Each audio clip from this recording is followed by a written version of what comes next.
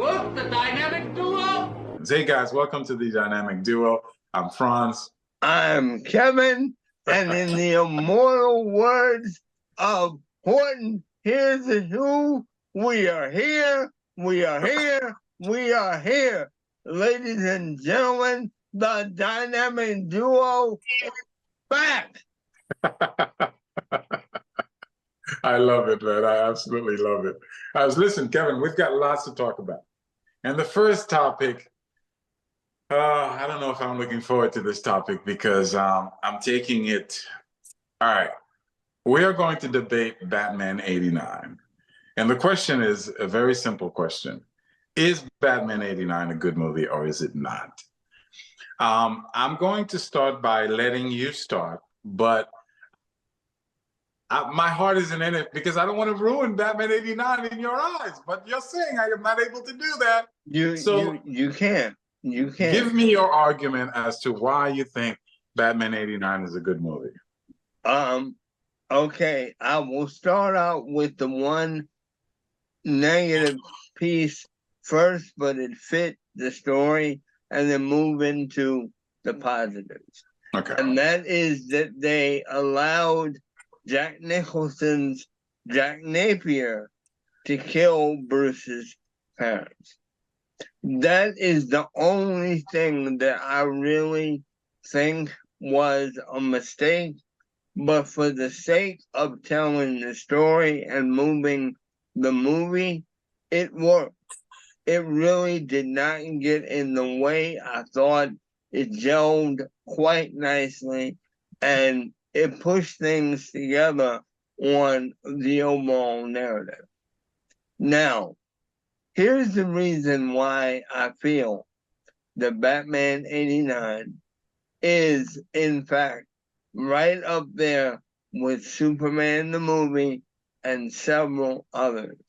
Yeah. Pretty much, Batman 89 to me, and I've watched the movie 3 times in the last couple of weeks so that I'm accurate about my breakdown and review. Yeah. The movie is almost perfect. Wow. Okay? When you get right down to the story itself of the Joker using the Smilex gas to kill everyone is right out of classic and contemporary comic book Joker stories. Correct. Nicholson's performance is spot on for the character. I really don't think they could have gotten anybody else. Keaton, he is, in my opinion, for what they were trying to convey during that time, he is the perfect Batman, and I'll tell you why. Okay. Because Batman is under a cowl and you don't see his face. Batman's whole thing, and this has been done time and time again in the comics through the artwork, his expressions and the way that he lets his emotions out there are in his eyes and the bottom half of his jawline. And Keaton has incredibly expressive eyes. And if you watch him, and I mean really watch, as he's moving around in Wayne Manor and in a lot of the other material, and it carried over into even Batman Batman Returns. When he's moving around and watching the goings on around him, he's always got a very interesting, not stare, but almost like a a telescope or a pair of binoculars with the way that he's turning his head. And if you look at his eyes, he's always observing. He's always keeping what's going on around him within his sights. That's Bruce Wayne, and underneath of it all, of course, that's Batman. And for Tim Burton as the director to have realized how expressive that was going to be through Keaton was absolute genius. Because if you remember, during that time when they were setting up the movie and getting things done, the world at large said they did not want him to play the character. And it has turned out that Keaton is, in a lot of people's eyes, the contemporary Batman for a lot of people. The other thing is, production-wise, Gotham City looks like, and I know this is going to sound weird, but it looks like a city. It looks like it's real because it is real. When they went to Pinewood Studios in London, they built all of that. Okay? A lot of the other Batman movies and sets, they're cookie cutters. And you can tell where it's like, oh, this piece is here, this piece is here. It doesn't flow together as a complete set. The Batcave, to me, in the 89 version, it's perfect. I love what Michael Gold did as Alfred initially, and I will be honest with you, when I saw that film in 89, I wanted to kill him for letting Bale into the Batcave. Okay? But I have to tell you, dramatically, and it didn't take long. I mean, before the summer was over, I had seen Batman 23 times that summer. Okay? And before the summer was over with, direction-wise, story-wise, I realized why it was done, and it helped cement the romance. It helped make it work. And Kim Basinger was the perfect Vicky Bale. I honestly wish they had brought her back. The music, without question, has become, just like with John Williams for Superman and Star Wars, the theme music for that movie has become iconic. The only other thing that bugs me about it, if I can be honest, is the fact that Keaton wasn't able to turn his head in the original costume, but that's nitpicking, and they eventually fixed it. Everything else about the movie, the supporting characters, the way it was shot, to me, it's spot on. A lot of the other Batman material was maybe, believe it or not, a small exception for Batman Forever. A lot of the other material, including the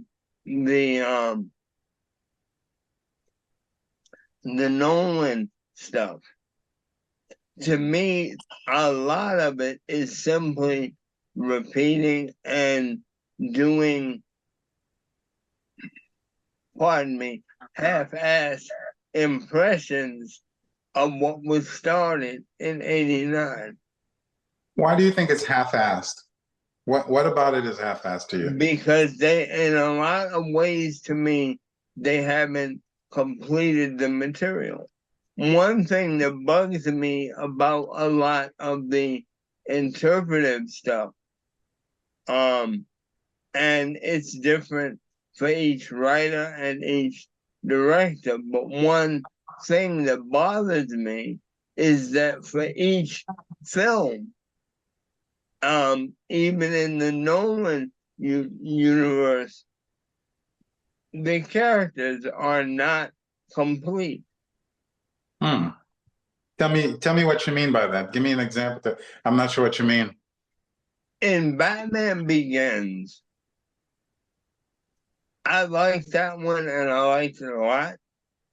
But the problem I have with it is that when Wayne becomes involved with Ra's al Ghul and the League of Shadows, even though a lot of that is not fully and completely explained in the comics, they leave the audience kind of cold because Liam Neeson is jumping around and 1 minute you see him as Ra's al Ghul and the next minute he's the older Asian gentleman that we saw. There is too much in Batman's world where, and a lot of the comic book movies have done this, where the creators, meaning the directors, producers, writers, are assuming too much for the general public. They're assuming that the public knows all of this already, and I'm not saying that you have to explain every little nuance, but too much is left out. They went from Batman Begins, when you think about it, to getting to Talia al Ghul and Bane.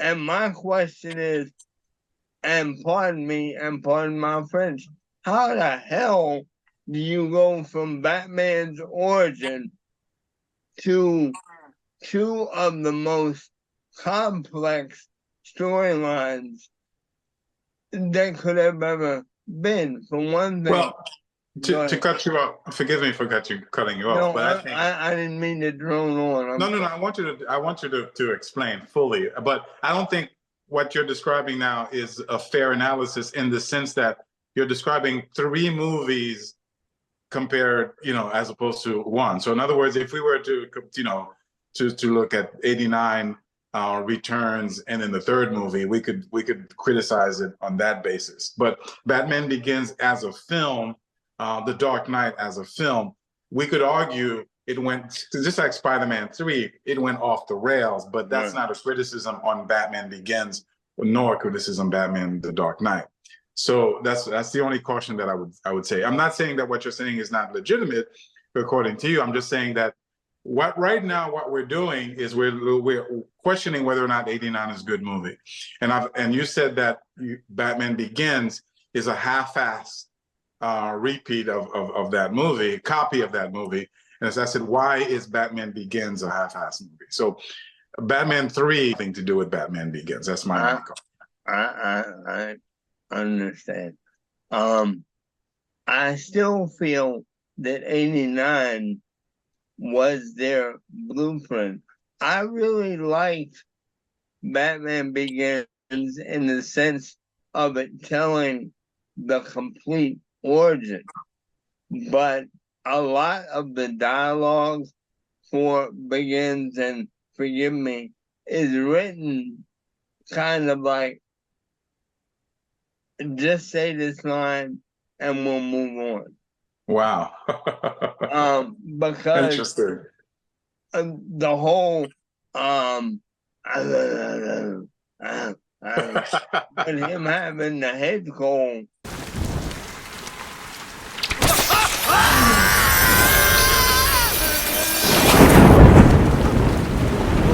Where were the other drugs going? I never knew. I don't know. I swear to God. Swear to me!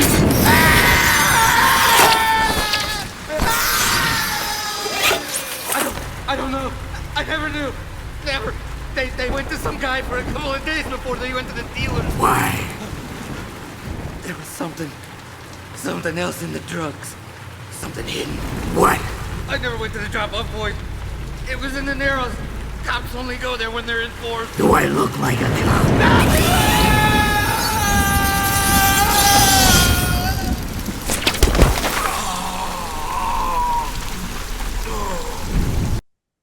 That becomes annoying and takes away from the character, Gotcha. in my opinion. All right. Okay. Now let me and before I tell you my side of it, I'm going to ask you more questions because I want you to elaborate more because I want to learn from the master. Let me ask you a question. Go ahead. And you know Batman better than I do. I know Batman pretty well. I'm a Batman fan, but I'm not delusional in thinking that I'm a Batman aficionado. Let me ask you a question. And Kevin, you and I know each other. Right. And we have debated nuance. We have debated details. We have understood why, for example, Pedro Pascal is not an ideal Mr. Fantastic. Right. That's a very fine line because Pedro Pascal, there's nothing wrong with Pedro Pascal. It's not the example of Hugh Jackman to Wolverine, a guy who's 6'3" compared to a guy who's 5'5". Right. We understand minutia. So let me ask you a question. Describe Bruce Wayne to me. Because Batman is an interesting character. He's been around for a long time. And in the arc of the comic books, he's been changed. You know, sometimes he's serious, sometimes it's cartoony, sometimes it's campy, sometimes it's so on and so forth. Describe Bruce Wayne to me. Wayne, to me, is a damaged individual because of what happened to his parents. Oh, and forgive me, I'm sorry. Describe him physically. Describe him physically. Physically, I would say, if I had to, I wouldn't say that Keaton was his body type. To be more direct about it, and to give you an idea of what I mean, I would almost say that body type wise, Batman almost needed to be almost like what they've done for Jake Gyllenhaal for this new Roadhouse. He should be cut from head to toe, muscle wise. I mean, outside of the body and the strength factor, and you can pull up a picture of Gyllenhaal without his shirt or whatever. Although I don't agree with the remaking of Roadhouse. But that's neither here nor there. The other person that I would say fits what would be the ideal Batman physique is what they have done, or what was done with Henry Cavill for Superman, but Batman is not as tall as Supes, as I understand it, and the way that he's been drawn. So you're describing the physique attributes of his body. Right. Let me ask you another question. How do you see Bruce Wayne? Let me not keep leading the question, but would you agree with the definition that Bruce Wayne is tall, dark, smooth, debonair, handsome guy? Somewhat. He definitely has the playboy thing down. Okay. But the reason why I think on the other level, getting back to 89 for a second, the reason why I think Keaton works so well, and I even believe that Val Kilmer worked very well as Wayne, is the two of them are not necessarily so imposing when they walk into a room as Wayne, okay, as say the way that that the suit and the pseudo muscles are depicted. If what I'm saying is making sense. They've got physique, they have structure, but they don't look like they stepped out of Gold's Gym. And I, for one, think that's a perfect interpretation because it helps hide the dual identity. Because when you look at Keaton, when you look at Kilmer, you don't think these two guys could be Batman. So again, let me inquire, because I'm gonna defer to your expertise, even though I do have my opinion, but I'm deferring to your expertise. Go ahead. There's a difference between Clark Kent and Superman. Clark Kent purposely does not portray himself as a confident, smooth, powerful guy, right, in order to give you that contrast between Superman and Clark Kent, as depicted brilliantly by Christopher Reeves.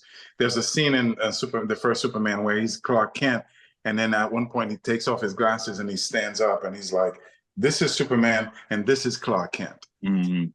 Am I wrong to say that that's never been the difference between Bruce Wayne and Batman? That Bruce Wayne, in fact, is a powerful, commanding person, kind of like Tony Stark, not the same character, but kind of like a Tony Stark. When Bruce Wayne walks into a room, he walks in as Bruce Wayne, and as a debonair, strong, powerful, not meek in any way, a man. Am I wrong in that assumption? No, you're 100% right. But the genius behind the Bruce Wayne Batman character is that within that image of the powerful businessman, the debonair adventurer, the absolute what's the word I'm looking for? The GQ style character that women fall for. Yeah. He only plays that up to a certain degree when you really get right down to it. And that's fine. That's fine. And that's a different discussion. So we're staying with the movie. So let's stay on point. So Okay. I think, and correct me if I'm wrong, I think you're agreeing with me that the ideal Bruce Wayne is a tall, dark, handsome, smooth, debonair, powerful guy. Right. And my question first to you is, do you think Keaton, and remember, we've had many discussions as to who fits the role. Do you think Michael Keaton, from a point of view of his character, his the way he comes off, not current Keaton, by the way, I'm talking about old Keaton, Right. original back in the day Keaton. Do you think, based on A, body type, and B, character, personality, and the way that the character is portrayed, do you think that would have been your Kevin Prysock's choice for Bruce Wayne? To be completely upfront about it, probably not, because at least based on the original script, you don't see him interacting with business people And with the exception of a handful of scenes, he's not really coming across as this hugely confident guy. Correct. I think he gets there. Don't get me wrong. I think he gets there when he goes to see Vicky in her apartment and wants to tell her he's Batman and gets interrupted by Jack. Mm. I think when he does he? All right. So now and forgive me. We have to kind of move. You're on cross-examination now, my friend. You're on cross-examination. Okay. Let me say this. Let me tell you why I started with that question to you, because I wanted to probe further.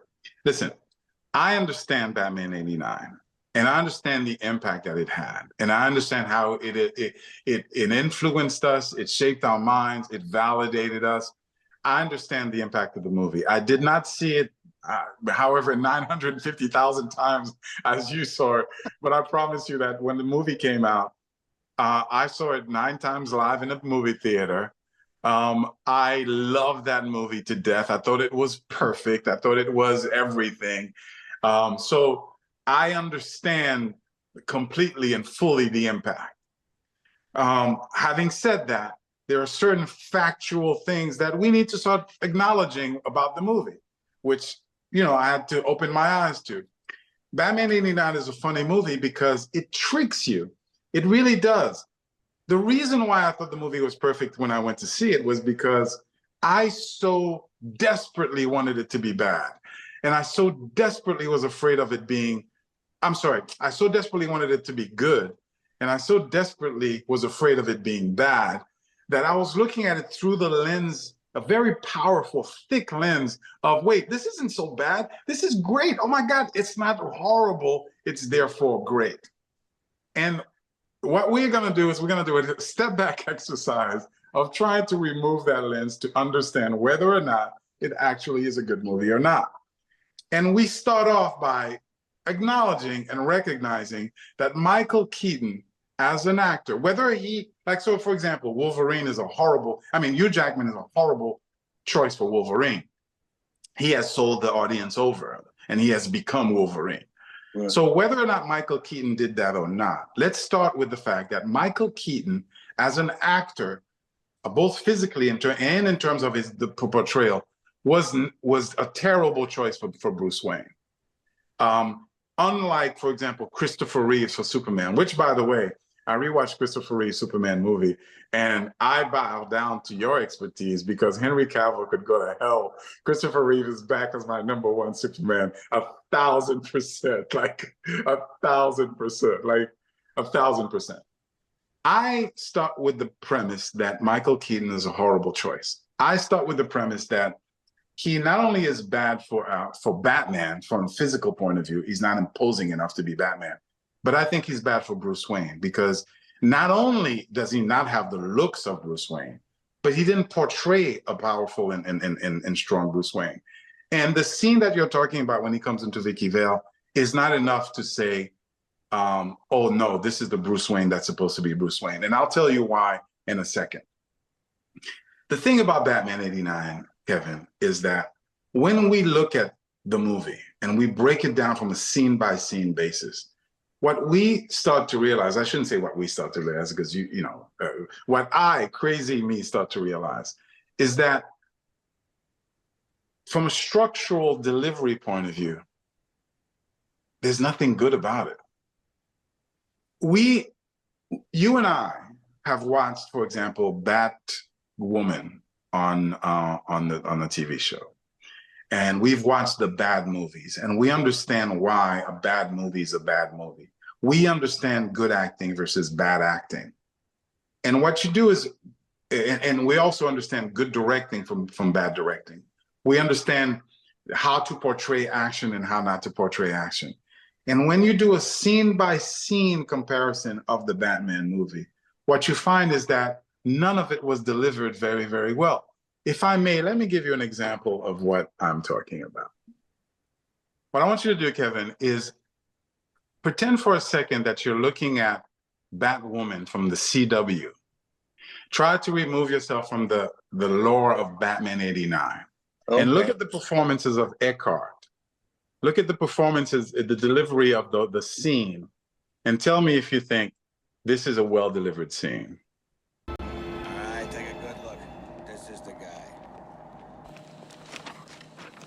All right, get a good look. Shoot to kill.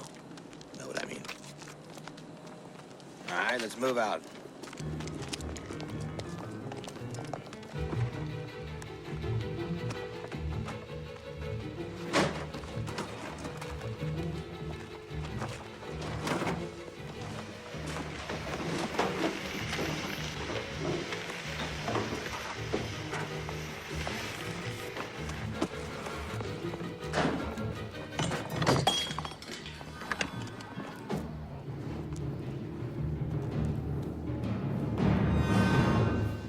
Rat it out here, boys.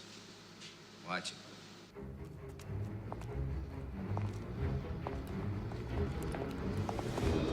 Freeze!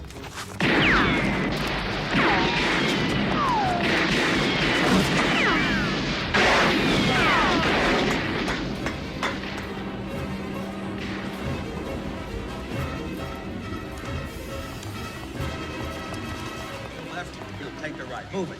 Move it, huh? What the hell's going on? Christ, what are you trying to do? Blow the collar? I'm in charge here, not Carl Grissom. This is Commissioner Gordon. I want him taken alive. I repeat, any man who opens fire on Jack Napier will answer to me.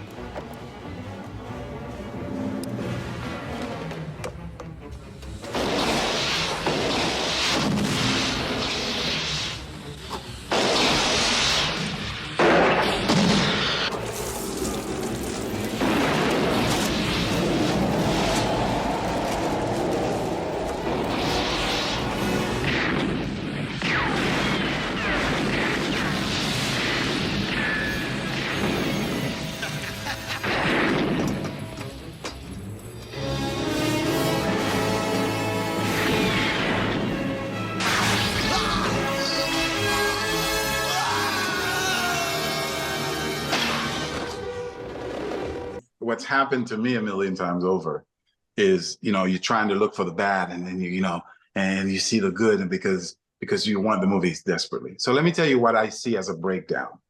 I see a horrible, horrible directing scene. I see the depiction of Eckhart, the detective, as a clown, like he's a bad actor in the scene. I see that scene, that opening sequence. If it wasn't a WB Batwoman, I would call you and make fun of it and say, oh my God, look how it's depicted. I see the transition of them, that shot of them moving the papers around in the shadows as amateurish and remember the word that I like to use all the time, like cutesy. It's trying to be artistic, but it's actually not. Because it's when you now get into the room and you see the villains, they're acting in a very, I hate to say it, but in a very 66 Batman way. And when they come out of the room and the way that the guy comes out is a very, very cartoony, fake, not good quality, not real acting. This isn't really going on. This is a set. This is a Batman cartoon type of thing. The important thing that we have to remember, and I've been discussing with Meridian about this, just because it was done in 1989, great movies were being done in 89 with real performances and real deliveries. So for example, when you look at Superman 1, up until we get to Miss Taskmaster and Lex Luthor, that was a joke and horrible portrayal. But prior to that, you had Marlon Brando bringing it for Superman.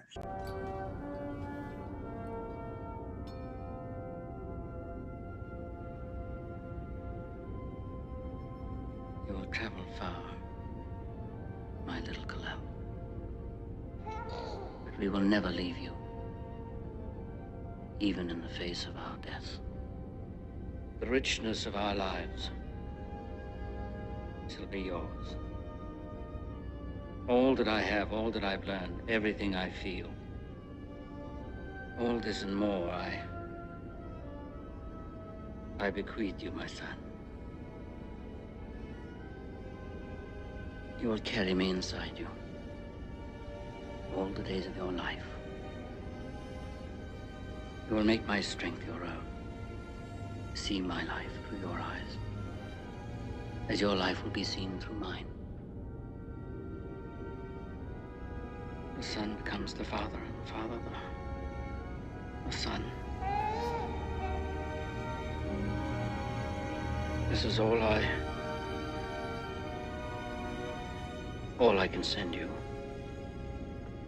Kal-El.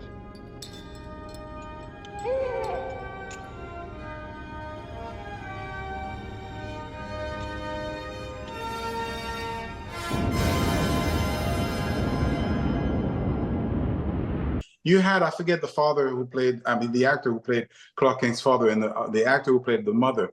This was a real grounded thing. It wasn't light-hearted. The villains weren't cartoony in any way, shape, or form.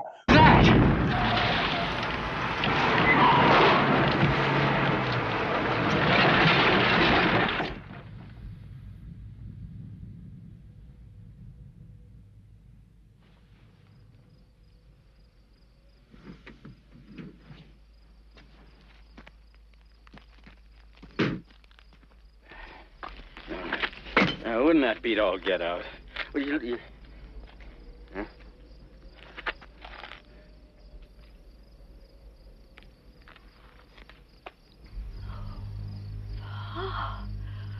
Oh, my.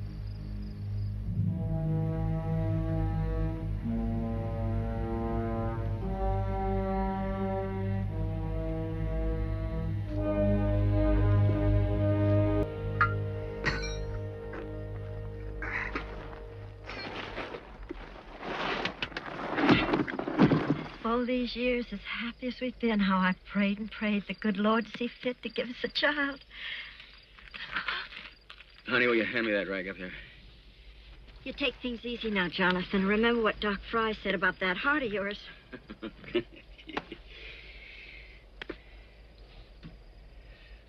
first thing we got to do when we get home is find out who that boy's proper family is. He hasn't got any. Not around here, anyway.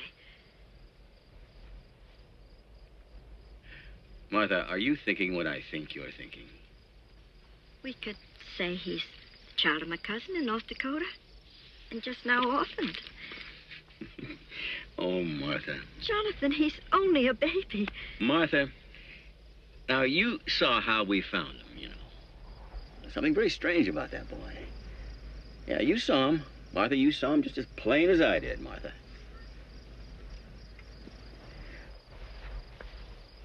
Martha, Clark Kent, are you listening to what I'm saying? Jonathan!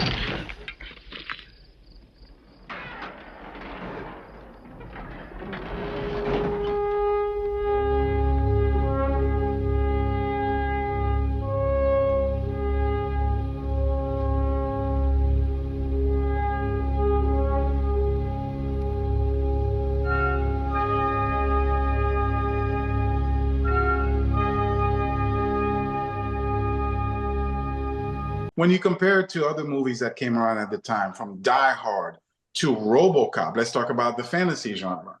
When I worked for Dick Jones, there was no cartoony stuff going on.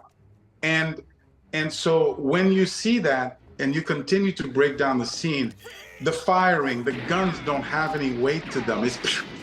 And the bullets are ricocheting, causing water. That's amateur hour, in my opinion, from movie making. And I'm not comparing it to movie making today. You would not have seen that scene in a Die Hard movie. You would not have seen it in the Crow movie. You would not have seen it in any of the Blade movie. It wasn't amateur, this fiction, you know, and it's like pea shooters. Jack Napier goes into that thing. What the hell is he doing, Kevin? Tell me the truth. He's just bringing the machines and he's turning. Why is he doing that? And what is he doing exactly? Because it doesn't make sense. there's no way he could know that that machine would do anything. And in fact, the machine doesn't do anything except blow papers to show that he's doing something in action. Again, that's amateur hour depiction, and so on and so forth. That is one scene. Before we discuss the movie at large, what do you think about my critique of that particular scene? Do you agree or disagree? I have to say that I agree with you. I honestly, although part of me still likes the movie, I have to honestly tell you, some of the staging, especially in the Axis chemical material, the timing, honestly, is off. Because when Eckhart is heading into the plant with the other policemen, when the one cop steps out front and yells, "Freeze," where are the rest of them? Yeah. Because he leaves or is escorting a group. Yeah. So where are the rest of the police? Yes. The other thing I have never liked, and I've never liked it, is when Gordon and the other police show up. That's too much, and I'm admitting this myself. It's too much of a set piece. Yes. How, yes. You know, this is supposed to be late at night. The plant is closed. I would have at least appreciated a scene where Gordon was on the phone with a foreman saying, "You need to open the gate," or you see somebody with a pair of bolt cutters. Yes. Cracking a security chain. It does not work for me that all of a sudden, as they arrive, and it never has, all of a sudden you get a garage door type entrance, and they just walk through it. You know, when Eckhart disappears behind Gordon, that really makes me mad. Thank you. By the way, you exceed my expectations because I just appreciate you so much, because again, I understand what your ability to see those things, and you saw things that frankly I didn't see, but it is that genius that I've always respected, and that's why we've always gotten along, because we were able to judge movies on that basis, and we could understand the difference in the nuance, what makes a good scene as opposed to a bad scene. And sometimes it comes down to the minor details. And the things that we have to remind ourselves is that those details, that genius existed not only back then, but prior to back then. There were great movies back then that didn't make those mistakes, that didn't have those silly mistakes. The performances, the Eckhart performance, the cop showing up, and the cartooning way the villains come out, a lot of that, the way they get into everything that you pointed out, I'm not going to repeat it. Those scenes are not delivered well.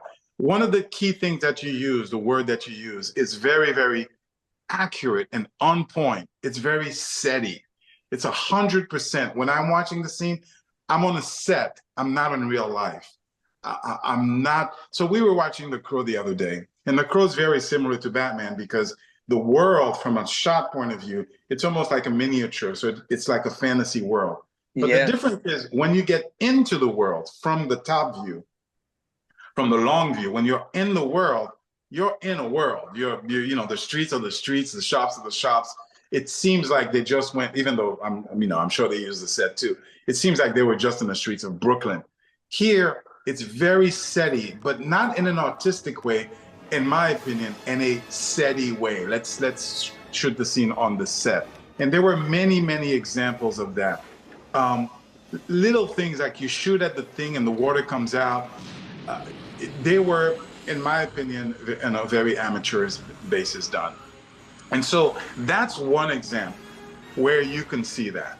And Kevin, what I argue is that when you now, with that understanding, through those lenses, start watching the movie from beginning to end, what you realize is that at best is you get, it's not bad, to, oh my God, it's pretty bad. So for example, the actor who portrayed the reporter, I forget his name, and I even forget the reporter, the character's name. Robert Wall, Alexander Knox. Okay, Knox, exactly. That performance is terrible. It is terrible. It doesn't belong in any legitimate movie. I don't know if he's a bad actor or a good actor, but that performance was horribly bad. It wasn't real. It didn't have any gravitas. There were scenes where he's like, and I'm going to do it. And it was just bad acting. And hey, Knox, they buried your story on the Batman. That's what they do to garbage. This is Pulitzer Prize stuff, guys. Hey, Knox, I got something for you. Very funny. You should have a bit more gore under the fangs, though, right? What a dick. Hello, Lace. I'm reading your stuff. Well, I'm reading yours. Hi, I'm Vicki Vale. Vicki Vale, yeah, photographer, Vogue, Cosmo, yeah. Listen, if you want me to pose nude, you're gonna need a long lens. Actually, I was in the Corto Maltese. Girl could get hurt doing this stuff. So, what brings you here? I'm here to see some of the wildlife in Gotham City. Wow. Like what? Like bats. Who sent you? No, nobody. Really, I just loved your story, and I like bats. Yeah? My pictures, your words, Pulitzer Prize material. Just think. Okay, you're a visionary. You're also the only one who believes me. I need something tangible. Gordon's got a file on this. I can't even get him on the phone. Bruce Wayne's benefit. He'll be there, right? Yeah. Oh, I don't seem to be on the guest list. No. Yes. Vale, will you marry me? Nope. Will you buy me lunch? Maybe. I eat light. he was too much a part of the movie for it to have not affected the movie as a whole. You talked about the scene, and I have it if you'd like to see it. The scene where Bruce Wayne comes in to reveal to Vicki Vale that he is in fact Batman. Kevin, that scene doesn't make any sense. That scene doesn't make sense. Let me explain to you why it doesn't make sense. Bruce Wayne comes in and he's about to reveal to Vicki Vale that he's Batman. The first question we have to ask ourselves is why? He literally only met her last week and they had one night together. That whole I love you since I met you doesn't work. I was looking at, for example, Superman with Lois Lane. That depiction of how they fell in love was so powerful. You understood why Lois loved Superman and why Superman loved Lois. Right. It was stretched out in a beautiful way, even though it happened in a very short time. The simple explanation of it is Superman rescues her from death. So you've got that, oh my God, who are you type of, whoa, and look how gorgeous you are, holy moly. Like, what is going on here? It's kind of like a young woman falling in love with a movie star or a pop singer, that sort of idol worship. So that's from Lois's point of view. Now, that Lois's point of view continues because you know what happens, Kevin? Superman shows up and says, let's have a date. And he literally seduces her. He plays with her like a cat and a mouse. And he says, listen, I'm going to make you fall in love with me. Okay. And he leans into her and says, pink, your underwear is pink. And he's flirting with her. and remember, she's a young woman looking at her pop idol, right? And then he takes her flying And through that action, she's just enamored. But that's not the important thing. The important thing is, why does Superman love Lois Lane? Right. And it's shown that as Clark Kent, as someone who's been around Lois Lane, he was crushing on her for quite some time.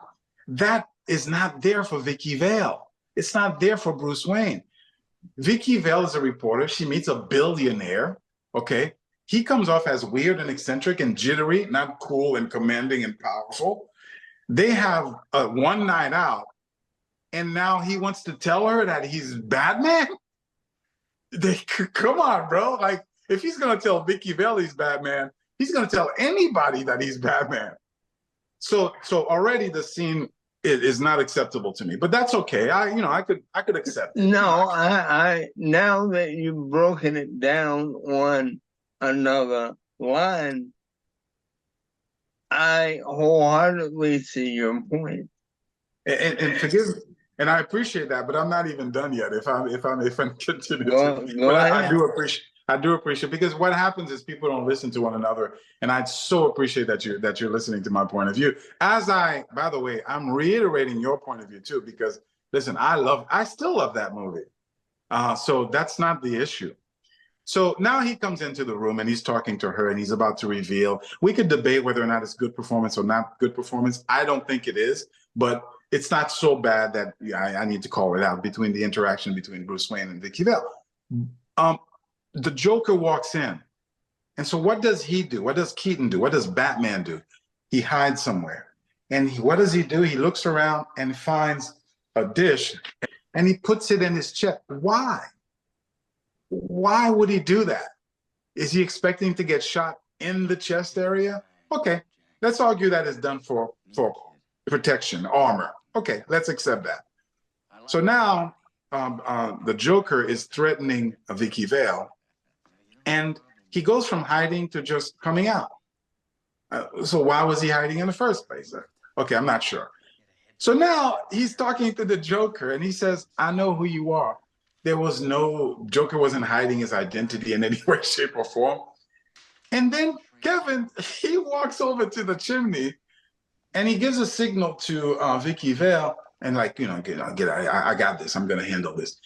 And he takes the fire stick poker thing, and out of the blue, he goes, you wanna have it out? Let's have it. That there was no explanation for that.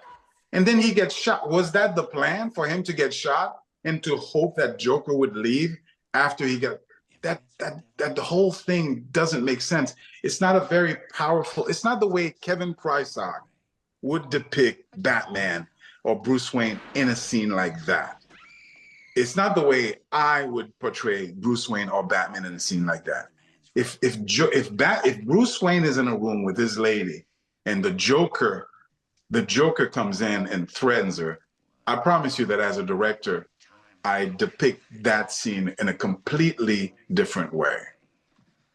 I cut you off earlier. No, and again, you are very perceptive and observant yourself, because when you get right down to it, what you just said is the truth. And there's no other way to put it. For one thing, now that I'm thinking about the scene story-wise, when you get right down to it,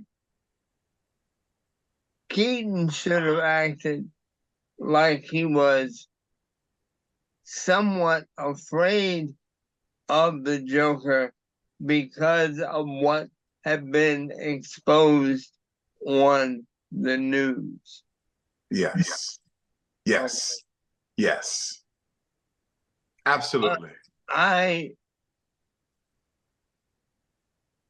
There should have been another way of the Joker kind of challenging Wayne outside of the gun. That I've never liked that part of the scene. I've always thought that part of the scene was stupid. In all honesty, I've never liked the scene where he pulls out the long barrel pistol and takes down the Batwing. Yes. Because it doesn't make sense, because prior to the Joker hitting the Batwing, Batman has him zeroed in with the targeting devices from the plane and still misses. Yes. It doesn't make sense.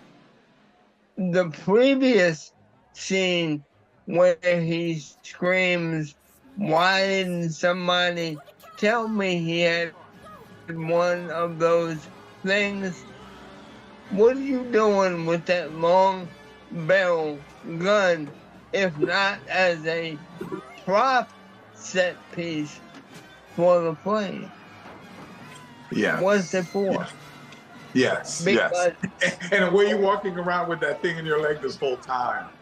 And you know, those little conveniences, absolutely. No, I listen. I do appreciate. My respect for you has doubled, because that's what's happened to me. What happens is, with that understanding and seeing the movie through those lenses, those directorial, artistic, critical lenses, we find that there's a lot of those mistakes throughout the movie. Like, the whole movie is peppered with it. What's interesting, and let me give you the credit, because, as I said, you're a guy who's brilliant, whose opinion I respect highly. So you're not crazy for loving the movie or thinking that it was good, and then by any stretch of the imagination. What's fascinating about Batman '89 is that despite all those technical mistakes, and I'm going to call them mistakes, or despite not delivering the level of quality that you and I have come to want and expect, it's still a lovable movie. It's still iconic. It's still powerful. It's still Batman '89, to the extent that Keaton is such an iconic Batman that they brought him back 30 years later to be that Batman. So there is magic there. There is absolute magic there. And that magic was powerful enough for me as a young person. I wasn't a kid by any stretch of the imagination. As a young person, to have fallen in love with the movie so much that I went to see it over and over again. And if anybody critiqued it, I thought they were the worst person on the planet, because they were just really being nitpicky. So it still works. But from a technical point of view, the delivery that you find in that movie wouldn't fit in my opinion, and you feel free to disagree with this one, because I'm going upstream with this opinion, but it wouldn't fit in the Batwoman CW TV show. I don't think, for example, let's see. So I'm trying to look at some of the notes that we looked at. Yeah. So yeah, the city was very steady to me. The car chase scenes. There's a scene, for example, where Batman is fighting. The action scenes were not very good. There's a scene where Batman is fighting the guy, and then the guy falls down and he takes his knife and he goes, "Oh!" Right. He literally like, what the hell are you doing?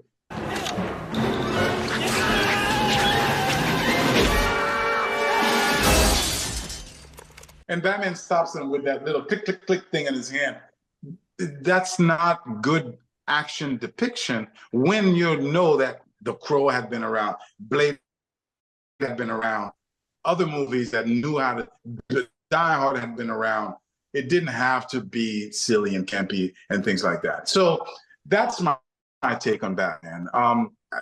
From beginning to end, if you break down from scene to scene to scene, in my humble opinion, you go from okay to pretty bad. And that's where I think that Batman '89 is not, in fact, a good movie. That's my opinion. I got you, because